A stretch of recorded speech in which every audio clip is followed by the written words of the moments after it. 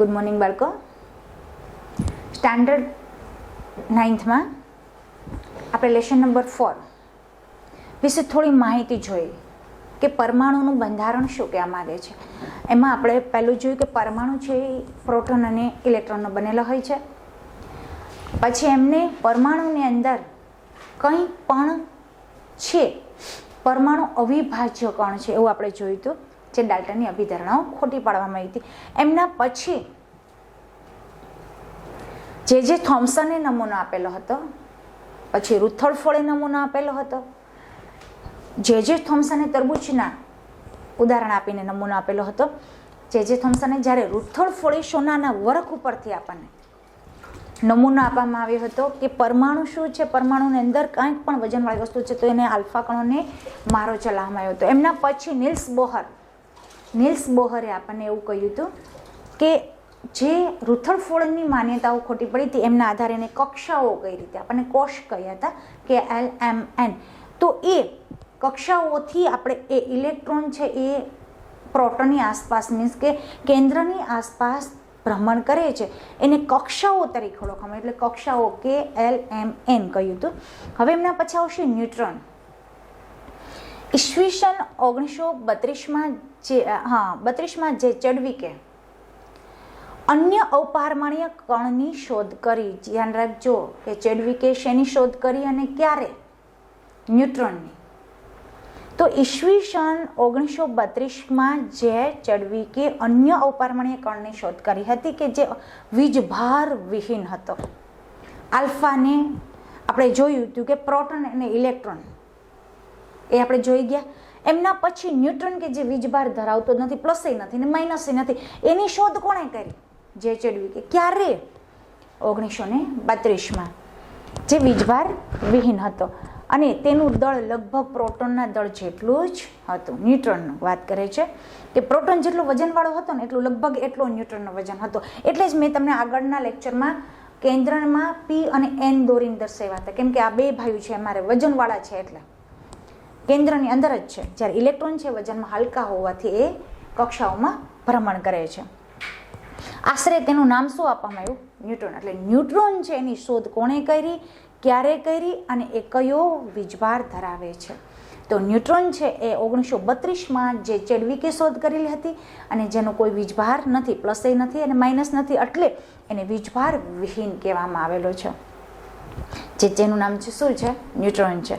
Neutron પરમાણુના કેન્દ્રમાં આવેલો હોય છે. મેં તમને દોરીને બતાવ્યું તો P અને N, એટલે P અને N છે વજનવાળા હોવાથી કેન્દ્રની અંદર જ બેસાડ્યા છે. પરમાણુમાં આવેલા છે, સિવાય કે હાઇડ્રોજન સામાન્ય ન્યુટ્રોનને N સંજ્ઞા દ્વારા દર્શાવવામાં આવે છે, જેથી પરમાણુનું દળ તેના કેન્દ્રમાં રહેલા, ખાસ ધ્યાન રાખજો કે પરમાણુનું દળ શોધવું હોય ત્યારે કેન્દ્રમાં રહેલા પ્રોટોન અને ન્યુટ્રોનના દળનો સરવાળો દ્વારા જ દર્શાવી શકાય છે. તો હવે જે 10માનો પોઈન્ટ છે એ તમારે આવશે કે પરમાણુ દળ કેમ શોધવું. તો પરમાણુ દળ શોધવું હોય ત્યારે પ્રોટોન અને ન્યુટ્રોન આ બંનેનો સરવાળો કરો એટલે તમને પરમાણુ દળ મળી જશે. હવે જો આગળ હું તમને બતાવું છું કે વિવિધ કક્ષાઓમાં ઇલેક્ટ્રોન કઈ રીતે વહેંચાય છે. કક્ષાઓ 4 આપણે ખાલી ગણતરીમાં લીધી, બાકી કક્ષાઓ તો ઘણી તમે શોધી શકશો, પરંતુ આપણે અત્યારે આ 4 જ કક્ષાઓ જોશું કે પરમાણુ વિભિન્ન કક્ષાઓમાં ઇલેક્ટ્રોનની વહેંચણી બોહર અને બરી નામના વૈજ્ઞાનિકે સૂચવી હતી. હવે આ બધી જે કક્ષાઓ છે અને કક્ષાને કઈ રીતે વહેંચવી એવું બતાવનાર પ્રથમ વૈજ્ઞાનિક કોણ હતા? બોહર અને બરી નામના વૈજ્ઞાનિક હતા. જુદા જુદા ઉર્જા સ્તર અથવા તો કોષોમાં ઇલેક્ટ્રોનની સંખ્યા દર્શાવવા માટે નીચે મુજબના નિયમો અનુસરવામાં આવ્યા છે. પહેલું, કક્ષામાં હાજર રહેલા ઇલેક્ટ્રોન મહત્તમ સંખ્યા. મેં હમણાં તમને આગળના લેક્ચરમાં જ કહ્યું હતું કે જ્યારે તમારે કક્ષાઓ શોધવી હોય ત્યારે એક સૂત્ર છે Q2n². સૂત્ર દ્વારા દર્શાવી શકાય, જ્યાં n છે એ કક્ષાનો ક્રમ દર્શાવવામાં આવે છે. એટલે 2n² સૂત્રમાં તમને હું અહીંયા એકાદું શોધી દઉં છું. ચાલો કે દાખલા તરીકે તમને એમ થાય કે પહેલી કક્ષામાં કેટલા ઇલેક્ટ્રોન સમાઈ શકે છે, તો આ સૂત્ર છે આપણું કે 2n². તો 2 ના 2 મૂકી દેશો, બરાબર. હવે એમ કીધું છે કે સૂત્ર દ્વારા દર્શાવી જ્યાં n છે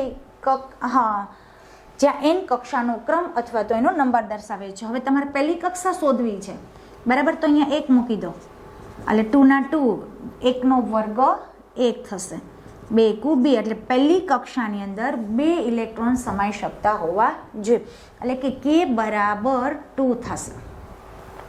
પછી એવું જ રીતે મારે બીજી કક્ષાના શોધવાના છે, તો 2n² નું સૂત્ર તો મૂકી દો, 2 એની જગ્યાએ 2 મૂકી દો, બીજી કક્ષા શોધવી છે એટલા માટે. તો 2 ના 2, 2 2 4 થશે, તો 4 2 8 એટલે ત્રીજી કક્ષાના 8 ઇલેક્ટ્રોન સમાઈ શકવા જોઈએ. એવી જ રીતે તમે કોઈ બી કક્ષા લો, દાખલા તરીકે મારે ચોથી કક્ષા લેવી છે, બરાબર, તો 4 મૂકી દો, 2 ચોકે ચોકે 16, બરાબર, 16 2 32 એટલે મારે ચોથી કક્ષાની અંદર 32 ઇલેક્ટ્રોન સમાઈ શકવા જોઈએ. એટલે આ સૂત્ર ઉપરથી તમને ઇલેક્ટ્રોનની કક્ષા કેટલા ઇલેક્ટ્રોન સમાઈ શકે એના ઉપરથી તમને મળી જશે. ચાલો આપણે આગળ જોઈશું શું કહેવા માંગે છે. હા, કે ઉર્જા સ્તરનો ક્રમ 1 2 3 વગેરે છે. આમ જુદી જુદી કક્ષાઓમાં રહેલા ઇલેક્ટ્રોનની મહત્તમ સંખ્યા નીચે મુજબ દર્શાવી શકાય છે. મેં જેમને ઉદાહરણ આપ્યું, પ્રથમ કક્ષા કે હમણાં જ મેં બતાવ્યું 2, 1 નો વર્ગ એટલે કે 2 એકુ 2 થશે. બીજીમાં કે 2 2 4, 4 2 8 થશે. ત્રીજી કક્ષામાં 2 તો રહેશે જ, 3 3 9, 9 2 18, તો ત્રીજી કક્ષામાં 18 ઇલેક્ટ્રોન સમાઈ શકશે. ચોથી કક્ષામાં 2 અને 4 ચોકે ચોકે 16, 16 2 32 ઇલેક્ટ્રોન થશે. તેવી જ રીતે આગળની કક્ષાઓમાં પણ ઇલેક્ટ્રોન ગોઠવી શકાય છે. હવે આપણે 4 કક્ષાઓ જોવાની છે અને એમના પછી તમને કોઈની ઈચ્છા થાય કે મારે 5મી કક્ષા જોવી છે, તો શું કરવું? તો ત્યાં 5 મૂકી દેવાના, 5 5 25, 25 2 50, તો 5મી કક્ષામાં કેટલા ઇલેક્ટ્રોન સમાઈ શકશે? તો કે 50. સૌથી બહારની કક્ષામાં મહત્તમ 8 ઇલેક્ટ્રોન સમાવી શકાય છે. ખાસ ધ્યાન રાખજો, આ લેસન સમજાશે તો તમારે 10મા ધોરણની અંદર 5મો પાઠ છે, જે તત્વોનું આવર્તી વર્ગીકરણ છે. આ લેસન સમજાણું એટલે લેસન તમને તરત જ આવડી જશે, કેમ કે આ લેસન સમજશો એટલે એ લેસનમાં 75% ભાગ આ લેસનનો આવે છે. એટલે ખાસ ધ્યાન રાખજો કે ઇલેક્ટ્રોન કઈ રીતે ગોઠવવામાં આવ્યા છે, કઈ કક્ષામાં કેટલા ઇલેક્ટ્રોન છે અને કક્ષાઓ કઈ રીતે નક્કી કરી શકાય છે. તો સૌથી બહારની કક્ષામાં ઓછામાં ઓછા કેટલા 8 ઇલેક્ટ્રોન હોય છે, 8 થી વધવા જોઈએ નહીં. એટલે પૂર્ણતમ કક્ષા કરવા માટે વધુમાં વધુ કેટલા ઇલેક્ટ્રોન જોશે? આપણે 8 ઇલેક્ટ્રોન. પરમાણુની આપેલી કક્ષામાં જ્યાં સુધી ઇલેક્ટ્રોન નહીં ભરાય ત્યાં સુધી તેની અંદર કક્ષાઓ ઇલેક્ટ્રોનથી સંપૂર્ણ ભરાય નહીં જાય તેની સ્પષ્ટ થાય છે કે તબક્કાઓવાર ભરાય છે. એટલે કે શું કહે છે કે 8 ઇલેક્ટ્રોન ન સમાય ત્યાં સુધી બીજી કક્ષામાં ઇલેક્ટ્રોન મૂકી શકાતા નથી. એટલે એ કક્ષા તમારે 8 ઇલેક્ટ્રોનની પૂરેપૂરી ભરવી પડે છે. પ્રથમ 18 તત્વોના પારમાણિક બંધારણના યોજનાબદ્ધ રીતે આકૃતિ 4.4 દર્શાવેલું છે. તમને નીચે આ જો 18 છે, હાઈલી બેબોકાના ઓફનિશો છે ને, આ 18 આર્ગોન સુધી છે. 18 તત્વોની તમને ઇલેક્ટ્રોન રચના બતાવી છે કે હા એટલે કે જો અહીંયા આ વચ્ચે જે છે ને, વચ્ચે બિંદુ આપ્યું છે એ પરમાણુ કેન્દ્ર છે, એને લેવાનું નથી. આ તો પરમાણુ કેન્દ્ર છે બધા. અને હવે તમને જે ઇલેક્ટ્રોન રચના આપી છે ને, આ જો આ જે સર્કલ આપ્યા છે ને, એ સર્કલની અંદર ડોટ છે એ તમારી ઇલેક્ટ્રોન રચના છે. દાખલા તરીકે હાઇડ્રોજન છે, તો હાઇડ્રોજન કેટલા ઉપર છે ભાઈ? તો કે 1 ઉપર છે. જો છે તો કે હાઇડ્રોજન 1 ઉપર છે, તો એની ઇલેક્ટ્રોન કેટલા હોવા જોઈએ? 1 જ. તો અહીંયા 1 બતાવેલો છે. તો કે હિલિયમ કેટલા ઉપર છે? તો કે 2 ઉપર છે. હિલિયમ કેટલા ઉપર છે? તો કે 2. તો એની 2 છે. જુઓ, એવી જ રીતે એમ કરો તમે કે દાખલા તરીકે છે એલ્યુમિનિયમ છે, એક ઉદાહરણ એમનું બી બતાવી દો કે એલ્યુમિનિયમ છે તો એ 13 ઉપર છે. કેટલા ઉપર છે? 13 ઉપર, રાઈટ. તો 13 છે તો એમાં 13 પહેલી કક્ષામાં 2 ઇલેક્ટ્રોન, બીજીમાં 8 ઇલેક્ટ્રોન એટલે 10 થયા, અને ત્રીજીમાં 3 ઇલેક્ટ્રોન એટલે 13 થઈ ગયા. તો એલ્યુમિનિયમમાં 13 ઇલેક્ટ્રોન સમાઈ શકતા હોવા જોઈએ. પછી દાખલા તરીકે તમે એમ કહો કે આર્ગોનમાં મેડમ કેટલા સમાઈ શકે? એટલે તમારે ઇલેક્ટ્રોન રચના લખવાની કઈ રીતે? તો કે પહેલામાં આમાં 1 ઇલેક્ટ્રોન, બરાબર, બીજામાં તો કે 2, બરાબર, ત્રીજામાં શું થશે? તો કે 2 ને 1. આ ઇલેક્ટ્રોન રચના છે એની, બરાબર, કે આ એની ઇલેક્ટ્રોન રચના કઈ રીતે કરવામાં આવે છે? તો કે અહીંયા તો કે 2 ને 2, બાહ્યતમ કક્ષા 2 થશે. તો કે 5 છે તો કે 2 ને 3, આ એની ઇલેક્ટ્રોન રચના આ રીતે કરવામાં આવે છે. તમે જોઈ શકો છો આ ડોટ પ્રમાણે. તો આ એની ઇલેક્ટ્રોન રચના છે. જે કોણે દોરી છે? તો કે ન્યુટન ભાઈ એવું બતાવ્યું છે કે ઇલેક્ટ્રોન બેરી અને બોહર બતાવેલું છે કે પ્રથમ 18 તત્વોની ઇલેક્ટ્રોન રચના દર્શાવતો સ્થિર પરમાણુ નમૂનો તૈયાર કરો. એટલે આ તમારી પાસે તૈયાર છે. તમારે ખાલી ઇલેક્ટ્રોન રચના જ લખવાની છે. મેં તમને અહીંયા લખી દીધી અહીં સુધી કે ઇલેક્ટ્રોન રચના કઈ રીતે લખવામાં આવે છે કે આ પહેલી કક્ષામાં 2 હોય, પછી બીજી કક્ષામાં 4 હોય, એટલે 2 ને 4. પહેલી કક્ષામાં 2 અને બીજી કક્ષામાં 5. એટલે આવી રીતે ચડતા ક્રમમાં આવતું જશે. હવે આપણે આગળ જોઈએ કે પ્રથમ 18 તત્વોના પરમાણુની સંરચના કોષ્ટક તમને દર્શાવેલી છે, જે મેં તમને અત્યારે સમજાવ્યું. હવે આવશે સંયોજકતા. આપણે શીખી ગયા કે સંયોજકતા કોને કહેવામાં આવે છે. પહેલું વસ્તુ એ કે સંયોજકતા એટલે શું. તો ખાસ ધ્યાન રાખજો કે પરમાણુ તમારી પાસે તત્વ છે, એ તત્વનો ક્રમાંક જો તમને આવડશે તો જ એની ઇલેક્ટ્રોન રચના આવડશે. દાખલા તરીકે છે તો કે પરમાણુ અહીંયા 12 છે, તો કે મેગ્નેશિયમ છે એ 12 ઉપર છે. જોજો હો સંયોજકતા શું છે એ બતાવું છું કે મેગ્નેશિયમ કેટલા ઉપર છે ભાઈ? તો કે 12 ઉપર છે. કેટલા ઉપર છે? તો કે 12 ઉપર. બરાબર છે. હવે એની ઇલેક્ટ્રોન રચના કેટલી થશે? તો ઇલેક્ટ્રોન રચના તમે જોઈ શકો છો 2, 8 અને 2. આટલી ઇલેક્ટ્રોન રચના થશે. બરાબર. તો મેગ્નેશિયમ છે એ 12 ઉપર છે, તો એની ઇલેક્ટ્રોન રચના થશે 2, 8, 2. તો એની બાહ્યતમ કક્ષા કેટલી થઈ? બાહ્યતમ એટલે 12માં આવેલી કક્ષા. આ તત્વો છે, આ પહેલી કક્ષા, બીજી કક્ષા, ત્રીજી કક્ષા, આવી રીતે છે. તો અહીંયા આ પરમાણુ કેન્દ્ર. હવે મેગ્નેશિયમ છે તો અહીંયા 2 આવશે. બરાબર. જો તમે અહીંયા જોઈ શકશો આ 2 પહેલામાં આવી જશે, પછી 8 બીજી કક્ષા, સોરી આ 2, પછી બીજી કક્ષામાં 8, 1, 2, 3, 4, 5, 6, 7 ને 8. 8 થઈ ગયા. તો 10 થયા ને. હજી મારે કેટલા સંભાળવાના છે? 2. તો એને હું 12ની ત્રીજી કક્ષા મૂકીશ. એટલે પહેલી કક્ષા કેમાં કેટલા આવ્યા? તો કે 2. પછી એલમાં તો કે 8 અને એમમાં કેટલા આવ્યા? તો કે 2. જે આ ત્રીજી કક્ષામાં જે ઇલેક્ટ્રોન આવ્યા છે 12, એને બાહ્યતમ કક્ષા કહેવામાં આવે. શું આવે? બાહ્યતમ. એટલે જે તત્વ છે એની ઇલેક્ટ્રોન રચનામાં સૌથી લાસ્ટ કક્ષામાં જે ઇલેક્ટ્રોન રહેલા હોય એને બાહ્યતમ કક્ષા તરીકે ઓળખવામાં આવે છે. અને એ બાહ્યતમ કક્ષા ઉપરથી જ તમારે સંયોજકતા નક્કી કરવામાં આવે છે. તો કે સંયોજકતા જે તત્વોની બાહ્યતમ કક્ષા, પરમાણુ સૌથી બાહ્યતમ કક્ષામાં રહેલા ઇલેક્ટ્રોનની સંખ્યાને તે સંયોજકતા ઇલેક્ટ્રોન કહેવામાં આવે છે. એટલે જેટલા ઇલેક્ટ્રોન બહાર હોય એટલી એની સંયોજકતા. પછી એમાં ધીરે ધીરે 1, 2, 3, 4 સુધી વાંધો ના આવે. 5 હોય તો એ ઇલેક્ટ્રોનને શું કરશે? મેળવશે. એટલે 5 હોય તો તમારે 8માંથી 5ને શું કરી નાખવાના? બાદ કરી નાખવાના. એટલે એની સંયોજકતા કેટલી હોય? પાછી 3. એટલે જે તત્વોની બાહ્યતમ કક્ષા એ જેની સંયોજકતા. એટલે હવે તમને ખ્યાલ આવી ગયો કે તત્વોની સંયોજકતા આપણે કઈ રીતે શોધી શકાય. તો શું કરવાનું? જો પરમાણુ ઇલેક્ટ્રોન સમાવી શકે છે. આપણે જોયું કે બાહ્યતમ કક્ષા 8 ઇલેક્ટ્રોનથી સંપૂર્ણ ભરાયેલી હોય તેવા તત્વોના પરમાણુ ખૂબ જ ઓછી રાસાયણિક સક્રિયા ધરાવતા હોય. તો જેની 8 બાહ્યતમ કક્ષા હોય તો 0 આવશે. શું આવશે એનું? 0. બીજા શબ્દોમાં કહીએ તો આવા પરમાણુની સંયોજવા ક્ષમતા અથવા તો શું કહેવા માંગે છે? જો શું કહે છે? પરમાણુ સંયોજનની ક્ષમતા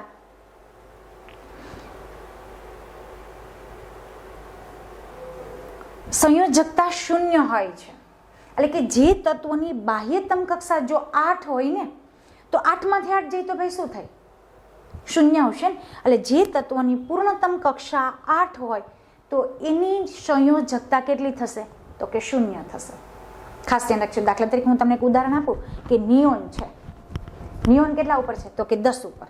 તો એની પહેલી ઇલેક્ટ્રોન રચના કેવી થશે? 2 ને 8. તો 8માંથી 8 જશે તો 0. એટલે કે નિયોનની સંયોજકતા કેટલી થશે? 0. આ રીતે આ નિષ્ક્રિય તત્વો પૈકી હિલિયમ પરમાણુની બાહ્યતમ કક્ષા, હિલિયમ કેટલા છે? તો કે 2 ઉપર છે. 2 જ ઇલેક્ટ્રોન હોય છે. જ્યારે અન્ય નિષ્ક્રિય તત્વોના પરમાણુ બાહ્યતમ કક્ષામાં 8 ઇલેક્ટ્રોન હોય છે. તો આર્ગોન આપણે કહીએ, મેં નિયોનનું એક ઉદાહરણ આપ્યું, એ સિવાયનું હું તમને આર્ગોન બી આપી શકું. આર્ગોન છે 18 ઉપર છે. કેટલા ઉપર છે? તો કે 18 છે. તો એની આપણે ઇલેક્ટ્રોન રચના જોશું 2, 8 ને 8. આર્ગોનની વાત કરું છું તો આર્ગોન છે એ 18 ઉપર છે. તો 18ની ઇલેક્ટ્રોન રચના આ રીતે થશે. હવે એમાં બાહ્યતમ કક્ષા 8 ઇલેક્ટ્રોન હોય છે, 8 છે. તો એની સંયોજકતા કેટલી થશે? તો કે 8 માંથી 8 જશે એટલે 0. એટલે આર્ગોનની સંયોજકતા કેવી થશે? 0 થશે. એટલે હવે તમને સંયોજકતા શોધતા આવડી ગયું કે સંયોજકતા કઈ રીતે શોધાય છે. હવે તત્વોના પરમાણુની સંયોજવાની ક્ષમતા એટલે સમાન અથવા અસમાન તત્વોના પરમાણુઓ સાથે પ્રક્રિયા દ્વારા અણુઓ બનવાની તેઓની વૃત્તિ કે જે તેમને સંપૂર્ણ ભરાયેલી બાહ્યતમ કક્ષા પ્રાપ્ત કરવાનો પ્રયત્ન કહી શકાય છે. તત્વોને શું કહે છે? સંયોજવાની ક્ષમતા એટલે સંયોજકતા. એ સમાને હોય અસમાને હોય, પરમાણુની સાથે પ્રક્રિયા દ્વારા અણુ બનાવવાની તેઓની જે જિજ્ઞાસા વૃત્તિ છે, કામ કરવાનું, સંપૂર્ણ ભરેલી બાહ્યતમ કક્ષા પ્રાપ્ત કરવાનો પ્રયત્ન કહી શકાય છે.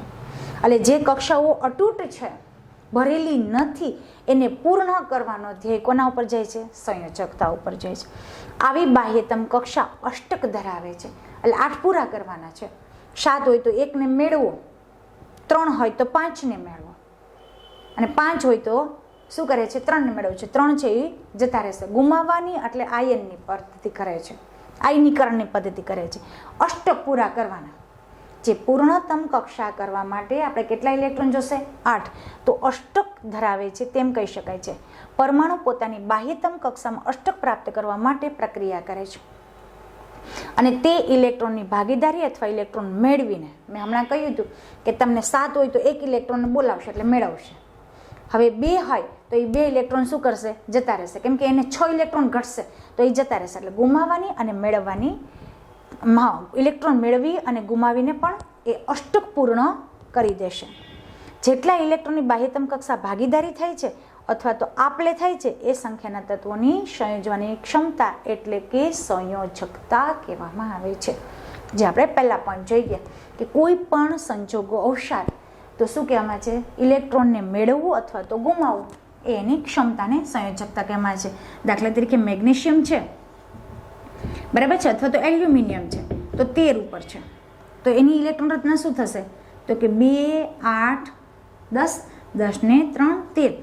તો અહીંયા 3 છે, મારે એને 8 કરવા માટે, આ સંયોજકતાની વાત કરું છું, એને 8 કરવા માટે શું કરવું પડશે? આ 3 ઇલેક્ટ્રોન શું કરશે? જતા રહેશે, ગુમાવી દેશે. ગુમાવશે એટલે કોની પાસે જશે? તો કે જેની પાસે 5 હશે એની પાસે. એટલે 5 ને 3, 8. એટલે અહીંયા ઇલેક્ટ્રોન રચના કેવી થશે? 2 ને 8. એટલે પૂર્ણતમ થઈ ગયું. અને આ ઇલેક્ટ્રોન 3 ઇલેક્ટ્રોન છે એ ગુમાવી દેશે, એટલે સામે પણ જે ભાગીદારી કરશે એને પણ 8 ઇલેક્ટ્રોન થઈ જશે. એટલે એવું કહેવા માંગે છે કે અગાઉના પ્રકરણમાં પણ આવી ગઈ છે. ઉદાહરણ તરીકે હાઇડ્રોજન, હિલિયમ, સોડિયમ પરમાણુઓ તેની બાહ્યતમ કક્ષામાં 1 ઇલેક્ટ્રોન હોય છે. તમે જોઈ શકો છો, હાઇડ્રોજન તો કે એકલો છે, લિથિયમ તો કે 3 ઉપર છે. તો એની બાહ્યતમ કક્ષા પણ કેટલી થશે? 2 ને 1. હાઇડ્રોજનની 1. સોડિયમ કેટલા ઉપર છે? તો કે 11 ઉપર. તો કે 2, 8 અને 1. એટલે 3ની બાહ્યતમ કક્ષા કેટલા છે? 1 ઇલેક્ટ્રોન છે. તે દરેકને 1 ઇલેક્ટ્રોન ગુમાવી શકે છે, જવા દે છે. 1, 2, 3 હોય તો ગુમાવે છે, અને 5, 6, 7 હોય તો મેળવે છે, ગુમાવે છે. તેથી તેઓની સંયોજકતા 1 થશે તેમ કહેવાય. મેગ્નેશિયમ, એલ્યુમિનિયમની સંયોજકતા કેટલી હશે તે તમે કહી શકો છો? મેં હમણાં તમને મેગ્નેશિયમ, એલ્યુમિનિયમ બંનેનું કહ્યું હતું કે એલ્યુમિનિયમ અને મેગ્નેશિયમ તમે કહી શકો છો. તો કે મેગ્નેશિયમ છે એ કેટલા ઉપર છે? તો કે 12 ઉપર. અને એલ્યુમિનિયમ કેટલા ઉપર છે? તો કે 13 ઉપર. આમની ઇલેક્ટ્રોન રચના કેટલી થશે? 2, 8 ને 2. અને આની થશે 2, 8 ને 3. તો 2 ને 3 છે એ શું થઈ જશે? ગુમાવશે. એટલે એ પૂર્ણતમ કક્ષામાં આવી જશે. એટલે તમને એમ કહે છે કે તેની સંયોજકતા કેટલી હશે? તો બંનેની, મેગ્નેશિયમની 2 છે અને એલ્યુમિનિયમની 3 છે. તે અનુક્રમે 2 કે 3 છે, 2 અને 3 છે. કારણ કે મેગ્નેશિયમની બાહ્ય કક્ષામાં 2 ઇલેક્ટ્રોન છે, એલ્યુમિનિયમની બાહ્ય કક્ષામાં 3 ઇલેક્ટ્રોન છે. એટલે 2 અને 3 કહી શકાય છે. હવે શું કહે છે? જ્યારે પરમાણુની બાહ્યતમ કક્ષામાં ઇલેક્ટ્રોનની સંખ્યા તેની ક્ષમતા અનુસાર લગભગ મહત્તમ હોય ત્યારે સંયોજકતા જુદા પ્રકારે નક્કી કરવામાં આવે છે. ઉદાહરણ તરીકે ફ્લોરીન 9th પરમાણુ બાહ્યતમ કક્ષામાં 7 ઇલેક્ટ્રોન છે. જો ફ્લોરીન 9 ઉપર એટલે 2 ને 7, તો એની બાહ્યતમ કક્ષામાં કેટલા હોય? 7 ઇલેક્ટ્રોન. તો એ શું કરશે? એની સંયોજકતા 7 ન કહેવાય, પરંતુ એ 7 ઇલેક્ટ્રોન, તો તેની સંયોજકતા 7 હોય. સંયોજકતા 7 છે કેમ કે એની બાહ્યતમ કક્ષામાં 7 છે, પરંતુ 7 જણા છે, તમારા ઘરમાં 7 સભ્યો હોય અને એકાદો બહાર હોય, તો તમે 7 એને સામે લેવા જશો કે એકલા ભાઈને એમ કહેશો કે ભાઈ તું એકલોમાં અમારા ઘરે આવતો રહે? કેમ કે તમે 7 જણા એમના ઘરે જશો નહીં, પરંતુ એકલો ભાઈ હશે એને એમ કહેશો ભાઈ તું અમારા ઘરે આવતો રહે. એટલે આપણી કક્ષા કેવી થઈ જશે? પૂર્ણ. એટલે 7 ઇલેક્ટ્રોનની બાહ્યતમ કક્ષા કહેવાય નહીં, સંયોજકતા ન કહેવાય. પરંતુ 1 ઇલેક્ટ્રોનને મેળવશો એટલે એની સંયોજકતા કેવી કહેવાશે? 1 કહેવાશે. પરંતુ ઇલેક્ટ્રોન ગુમાવવાને બદલે 7 ઇલેક્ટ્રોન નહીં જાય, એટલે ગુમાવી નહીં દે, પરંતુ સહેલાઈથી 1 ઇલેક્ટ્રોનને મેળવી લેશે. 7 જશે નહીં, કેમ કે ફ્લોરીન છે એ 9 ઉપર છે, એટલે 2 ને 7 થઈ ગઈ, તો 7 ઇલેક્ટ્રોન નહીં જાય, પરંતુ એને પૂર્ણતમ કરવા માટે, એની ટુકડી પૂર્ણ કરવા માટે, એને અષ્ટક બનાવવા માટે 1 ઇલેક્ટ્રોનને શું કરશે? એ સહેલાઈથી મેળવી શકશે. તેથી તેની સંયોજકતા અષ્ટક 8માંથી 7 ઇલેક્ટ્રોન બાદ કરી 1 નક્કી કરવામાં આવે છે.